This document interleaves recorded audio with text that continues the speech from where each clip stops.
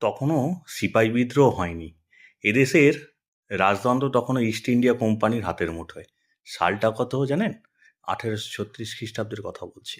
সেই বছর 18ই ফেব্রুয়ারি অর্থাৎ আজকের দিনে বাংলার হুগলি জেলার এক অজ গ্রাম, নামটা বললে সবাই বুঝতে পারবেন, কামারপুকুরে জন্ম নিলেন এক যুগ পুরুষ।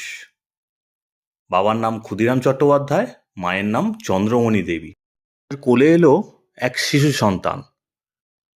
পরিবার তার নাম রেখেছিল গদাধর, গদাধর চট্টোপাধ্যায়। পরে তাকেই সারা পৃথিবী চিনেছে রামকৃষ্ণ পরমহংসদেব বলে। শিশু বয়সে পিতৃহারা হন তিনি। তারপর যখন তার বয়স 16, তখন তার দাদা রামকুমারের সঙ্গে চলে আসেন কলকাতায়।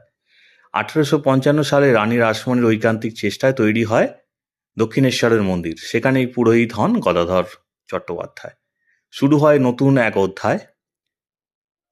আজই তার পবিত্র জন্মজয়ন্তী। প্রতি বছরের মতো এবারও সশ্রদ্ধায় তার জন্মদিন পালিত হচ্ছে বিভিন্ন জায়গায়, দেশ বিদেশ জুড়ে তার জন্মদিনের শ্রদ্ধা জ্ঞাপন চলছে।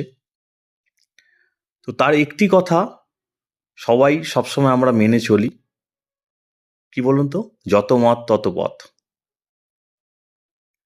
আজকের এত অস্থির সময়ে তার মতো যুগপুরুষের শিক্ষাই যেন শান্তির পাথেয়।